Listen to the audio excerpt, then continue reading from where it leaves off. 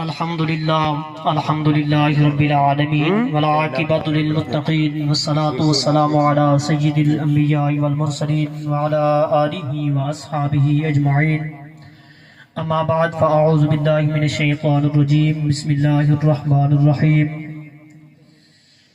والسلام علی یوم ولدت ویوم اموت ویوم ابعث حیا صدق اللہ مولانا العظیم وصدق رسولہ النبی الکریم الامین ونحن علی ذلک لمن الشاہدین والشاکرین والحمد للہ رب العالمین ان اللہ وملائکتہ یصلون علی النبی یا ایہا الذین آمنوا صلوا علیہ وسلموا تسلیما بآواز بلند تمام احباب دوست مل کر حضور علیہ الصلوۃ والسلام کی بارگاہ اقدس کے اندر درود شریف نذرانہ پیش کر گھنو اللہم صلی علی سیدنا و مولانا محمد وعلی آل سیدنا و اصحاب سیدنا و مولانا محمد النبی الامی وآلہ وبارک وسلم علیہ صلاۃ والسلام علیکہ آپ یا دوستوں کو سیدی بالکل یا اجازت رسول ہے اللہ۔ بالکل کھل کے درود سلام پڑھ سکتے ہیں الصلاۃ والسلام علیکہ یا سیدی یا رسول اللہ وعلی آلہ و اصحابہ یا سیدی یا حبیب اللہ درود پڑھنے سے ثواب ملتا ہے درود پڑھنے سے ثواب ملتا ہے سلام کرنے سے جواب ملتا ہے حضور علیہ الصلوۃ والسلام جہاں بھی اس کا امتی ہو جس کونے میں ہو حضور علیہ الصلوۃ والسلام جہاں موجود ہیں اپنی مزار کے اندر وہ درود سنتے بھی ہیں اور اس کا جواب بھی دیتے ہیں اس لیے بآواز بلند سب مل کر پڑھ لیجئے الصلاۃ والسلام علیکہ یا سیدی یا رسول اللہ وسلم علیکہ وعلی آلہ واصحابہ یا سیدی یا حبیب اللہ الصلاۃ والسلام علیکہ یا سیدی یا خاتم النبیین الصلاۃ والسلام علیکہ یا سیدی یا نورا من نور اللہ وعلی آلہ واصحابہ یا سیدی یا شاہد القونین حمد و ثنا کے بعد میرے ہم مقصد ساتھیوں بزرگوں عالم دین السلام علیکم ورحمۃ اللہ وبرکاتہ آج کی یہ محفل میلاد مصطفیٰ احمد مجتبی صلی اللہ علیہ وسلم کے ولادت بسعادت کے حوالے سے منعقد کی جائی ہے حضور علیہ الصلوۃ والسلام اس دنیا میں تشریف لے آئے ہمارے لیے سب سے بڑی خوشی یہی ہے ہمارے لیے سب سے بڑی عید یہی ہے ہم حضور علیہ الصلوۃ والسلام کی تشریف آوری کا صدقہ حضور علیہ الصلوۃ والسلام کا اس دنیا میں آنا ہمارے لیے باعث رحمت ہے حضور علیہ الصلوۃ والسلام اس دنیا میں تشریف لے آئے بہاروں کو بھی بہار آ گئی حدیث شریف میں موجود ہے ایران کے آتش گدا 1000 سال سے مسلسل آگ جل رہی تھی وہ لوگ آگ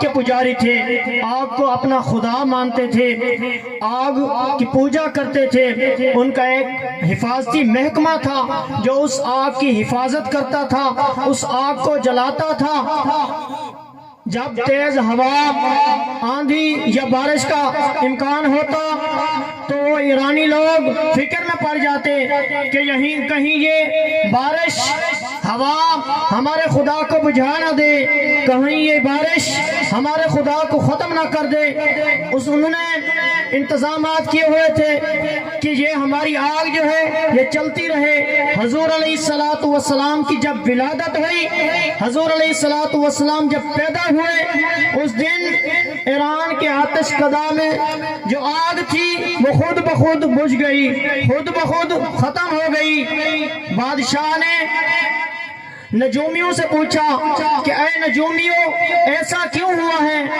1000 سال سے مسلسل آگ جلتی آ رہی ہے آج ایسا کیوں ہوا ہے کہ آگ خود بخود بجھ گئی نجومیوں نے بتایا کہ اے بادشاہ اللہ تبارک و تعالی کا حبیب تشریف لے آیا ہے وہ نبی تشریف لے آیا ہے جس کی ولادت کے صدقے سے جس کی ولادت سے ہماری آگ خود بخود بجھ گئی. ہماری آگ نہیں بلکہ دنیا کی ساری آگ ٹھنڈی پڑ گئی. حضور علیہ الصلوۃ والسلام کے صدقہ سے, حضور علیہ الصلوۃ والسلام کی ولادت کے صدقہ سے آگ ٹھنڈی پڑ گئی. کیونکہ جب نبیوں کی ولادت ہوتی ہے, جب نبی پیدا ہوتے ہیں, اس دن رحمت نازل ہوتی ہے, اس دن برکتیں نازل ہوتی ہیں, اس دن زحمتیں ختم ہو جاتی ہیں. ایسا کیوں ہے؟ کیونکہ اللہ تبارک و تعالیٰ کا آخر الزمان نبی تشریف لے آیا, اس لیے ایران کے آتش کدا کی آگ بجھ گئی.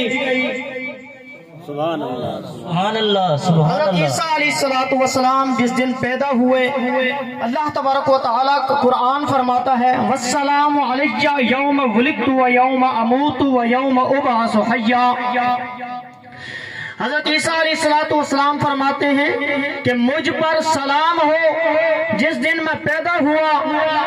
حضرت عیسیٰ علیہ الصلوۃ والسلام کی ولادت پر سلامتی نازل ہو رہی ہے. حضرت عیسیٰ علیہ الصلوۃ والسلام کی ولادت پر برکتیں نازل ہو رہی ہیں. حضرت عیسیٰ علیہ الصلوۃ والسلام کی ولادت پر اللہ تبارک و تعالی نے قرآن مجید میں ارشاد فرما دیا کہ والسلام علیہ یوم ولدت و یوم اموت و یوم ابعث حیا.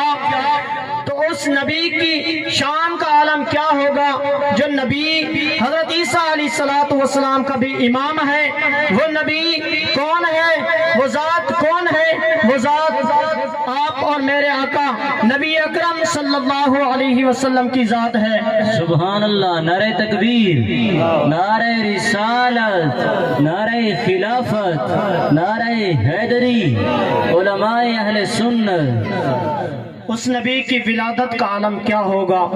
اللہ تبارک و تعالی نے قرآن مجید میں ارشاد فرمایا وَذَكِّرْهُمْ بِأَيَّامِ اللَّهِ, کہ یاد کرائیے اللہ تبارک و تعالی کے دن. سارے دن اللہ تبارک و تعالی کے ہیں, سب کو اللہ تبارک و تعالی نے پیدا کیا ہے. وہ کون سے دن ہیں جنہیں اللہ تبارک و تعالی یاد دلانے کا حکم دے رہا ہے, جنہیں اللہ تبارک و تعالی یاد دلانے کا حکم دے رہا ہے؟ حضرت ابن عباس رضی اللہ تعالی عنہ فرماتے ہیں کہ ایام اللہ سے مراد وہ دن ہیں جس دن اللہ تبارک و تعالی نے انعامات کیے تھے. کون سے انعامات کیے تھے؟ کون سے انعامات کیے تھے؟ آپ حضرات توجہ فرمائیے, میرا رخ ادھر پھر گیا ہے, یہ آپ کی غلطی سے ہوا ہے. ماشاءاللہ ماشاءاللہ. توجہ فرمائیے, وہ کون سے دن ہیں جس دن اللہ تبارک و تعالی نے امت مسلمہ پر خاص طور پر انعام کیا؟ وہ انعام کیا ہے؟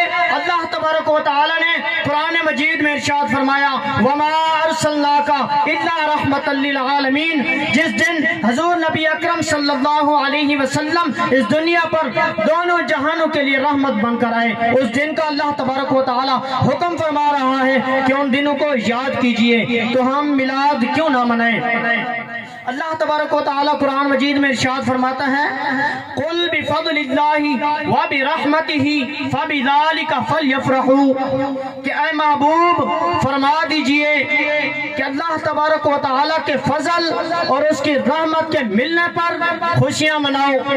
اس آیت مقدسہ سے پتہ چلا کہ اللہ تبارک و تعالی کی رحمت ملے, اللہ تبارک و تعالی کا فضل ملے تو خوشیاں مناؤ. تو اس رحمت پر خوشی کیوں نہ منائیں جو جس رحمت کے تصدق سے ساری رحمتیں کائنات کو میسر آئیں.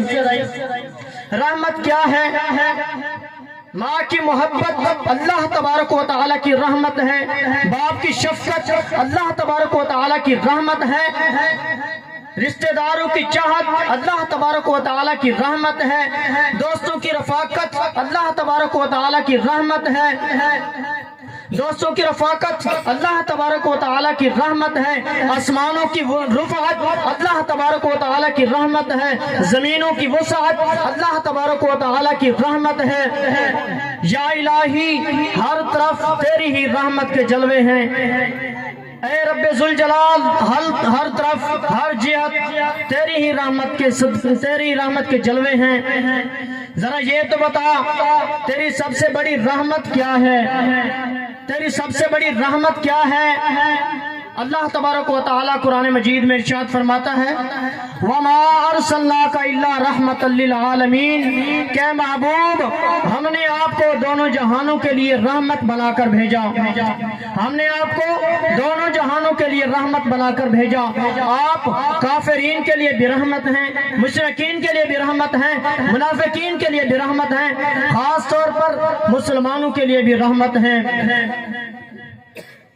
ساری رحمتیں کسی دوسری طرف سے، کسی دوسری جہت سے، کسی دوسرے پہلو سے زحمت ہوتی ہے۔ ہر رحمت کسی دوسرے پہلو سے زحمت ہوتی ہے، ہر رحمت کسی دوسری جہت سے زحمت ہوتی ہے، ہر رحمت کسی دوسرے پہلو سے زحمت ہوتی ہے۔ آپ کو ایک مثال دے کر سمجھاتا ہوں، جیسا کہ اولاد ہے، اولاد اللہ تبارک و تعالیٰ کی رحمت ہے۔ اگر اولاد فرما بردار ہو تو اللہ تبارک و تعالیٰ کی رحمت ہے، اگر اولاد نافرمان بن جائے تو اللہ تبارک و تعالیٰ کی رحمت نہیں بلکہ زحمت بن جاتی ہے۔ جیسا کہ پانی ہے، پانی اگر ضرورت کے مطابق ہو تو رحمت ہوتا ہے، اگر ضرورت سے بڑھ جائے یعنی سیلاب آ جائے تو زحمت بن جاتا ہے۔ اسی وجہ سے ہر رحمت کسی دوسرے پہلو سے زحمت ہوتی ہے۔ اس کائنات میں ایک رحمت ایسی بھی ہے جس میں زحمت کا معنی پایا جانا ممکن ہی نہیں، وہ رحمت تاجدار کائنات صلی اللہ علیہ وسلم کی ذات ہے۔ وہ رحمت تاجدار کائنات صلی اللہ علیہ وسلم کی ذات ہے۔ اللہ تبارک و تعالی نے فرمایا کہ اے محبوب ہم نے آپ کو دونوں جہانوں کے لیے رحمت بنا کر بھیجا، کافرین کے لیے بھی رحمت ہے۔ جیسا کہ ایک واقعہ سنا کر آگے چلتا ہوں۔ ابو لہب حضور علیہ السلام کے حقیقی چچا ہیں اور برترین دشمن ہیں، ساری زندگی اسلام کی دشمنی میں گزاری۔ ان کی مذمت میں اللہ تبارک و تعالی نے قرآن مجید کی ایک پوری سورت نازل فرمائی۔ اس کی ایک لونڈی ہے، اللہ ماشاء اللہ، نعرہ تکبیر، نعرہ رسالت، نعرہ خلافت، نعرہ حیدری، نعرہ حیدری۔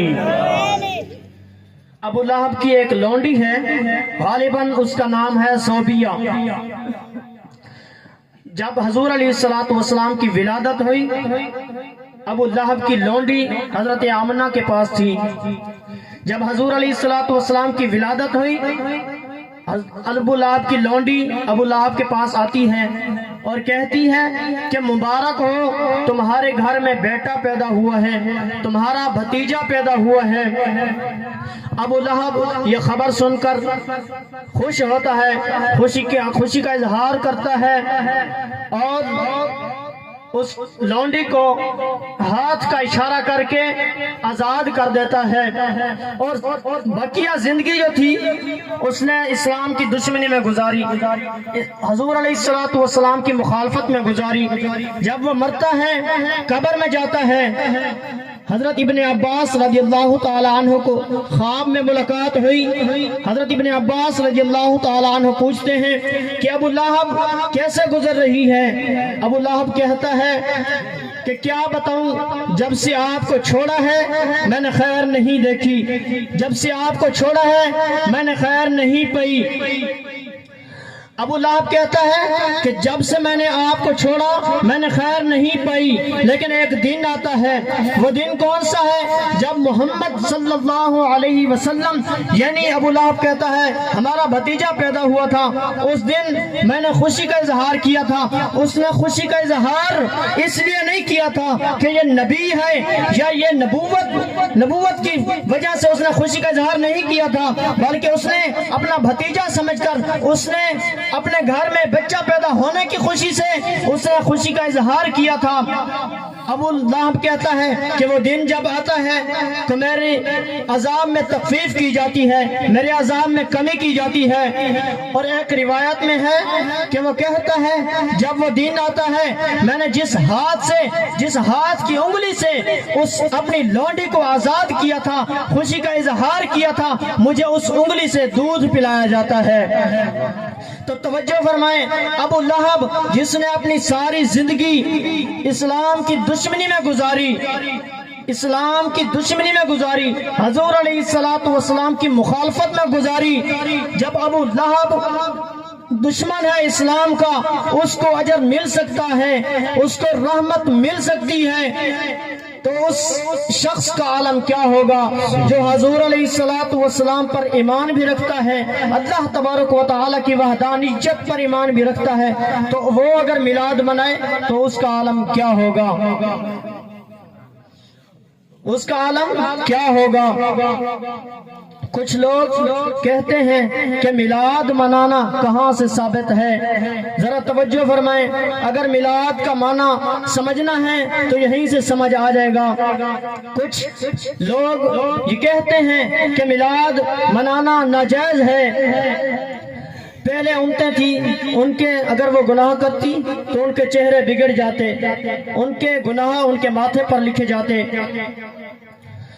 حضور علیہ السلام کی تشریف آوری سے پہلے ان کے چہرے پر ان کے گناہ بھی لکھے جاتے اور ان پر عذاب بھی نازل ہوتا۔ جب حضور علیہ السلام تشریف لے آئے تو اس دن سے اللہ تبارک و تعالی نے ارشاد فرما دیا، قرآن مجید میں ارشاد فرمایا وَمَا كَانَ اللَّهُ لِيُعَذِّبَهُمْ وَأَنْتَ فِيهِمْ، کہ اے محبوب اللہ تبارک و تعالیٰ کی یہ شان نہیں کہ جہاں آپ موجود ہوں اللہ تبارک و تعالیٰ اس جگہ پر عذاب نازل کرے۔ جہاں حضور علیہ السلام موجود ہوں وہاں عذاب نازل نہیں ہو سکتا۔ ثابت ہوا حضور علیہ السلام آج بھی ہم میں موجود ہیں، کیونکہ ہم لوگ گناہ کرتے ہیں، ہمارے ماتھے پر نہیں لکھا جاتا، ہم لوگ گناہ کرتے ہیں، ہم پر عذاب نازل نہیں ہو رہا۔ حضور علیہ السلام کل بھی تھے، حضور علیہ السلام آج بھی ہیں، حضور علیہ السلام تا قیامت زندہ رہیں گے۔